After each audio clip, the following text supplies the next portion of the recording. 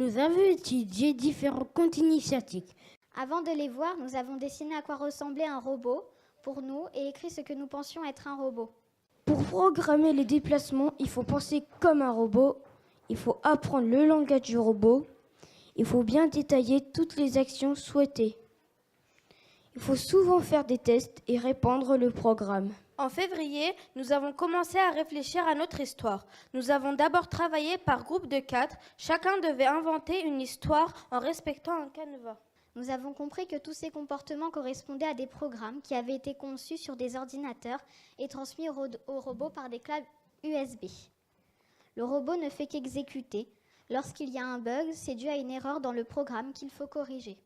Nous avons rencontré des difficultés à programmer le robot pour que ses actions coïncident avec la narration. Pour fabriquer la maquette, notre classe est divisée en plusieurs groupes. Chacun des groupes avait une tâche différente à réaliser. Nous nous sommes répartis les responsabilités et nous nous sommes organisés. Qui allait être le lecteur, programmateur, décorateur pour les finitions? Pour arriver à notre but final, nous avons dû utiliser plusieurs logiciels et sites, dont Scratch et Code.org. Cela nous a permis d'avancer dans notre quête, qui est de savoir exploiter et programmer des robots. Puis un jeune étudiant de l'école Carotte 2, qui s'appelait Tim, est venu nous aider à programmer le robot. Et il a passé toute l'après-midi avec nous.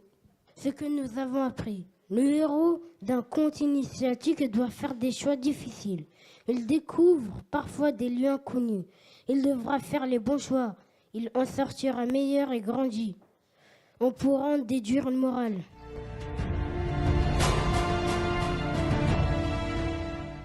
Totalis, dans un éclair vert, un souffle se répand dans toute la pièce.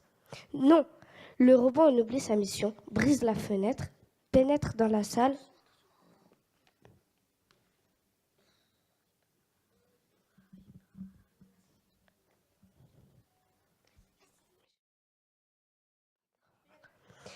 Tu oses me défier, s'écria Voldemort. Délivre-les. Si tu es capable de résoudre les énigmes des 4 maisons, je les libère. Lorsque Louise l'ouvrit, elle ne put la lire.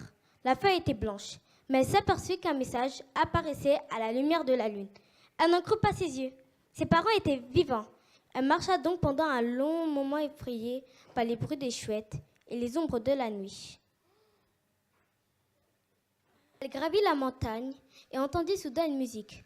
Au clair de la lune, mon ami Pierrot, et vit un animal mi-homme, mi-bouc, jouant du luth. C'était un faune. Qui es-tu? Que veux-tu? Je m'appelle Louise. Je cherche mes parents. Pour délivrer tes parents, tu auras besoin d'apprendre la mélodie magique pour envoûter le monde qui les retient. Il lui apprit donc à jouer l'air à la flûte, et elle repartit. Vous saviez que la Grande Muraille de Chine est la plus grande construction humaine jamais établie. Elle est tellement longue que certaines études ne peuvent se mettre d'accord concernant sa longueur.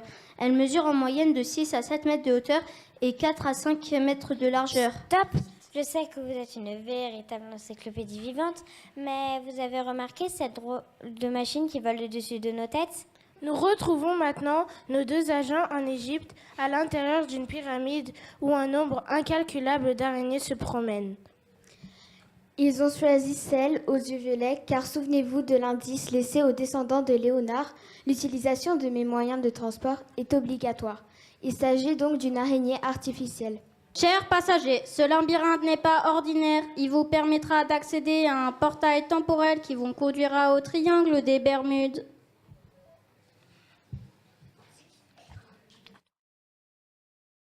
Regardez, un ours. Oh, il nous suit, il est magnifique. Une île et un dragon. Le codex est sûrement sur cette île, allons l'explorer. Aucune trace du codex. Poursuivons notre chemin. Regardez là-bas, la légende disait donc vrai. Allons accoster ce bateau sur ce vieux port en ruine.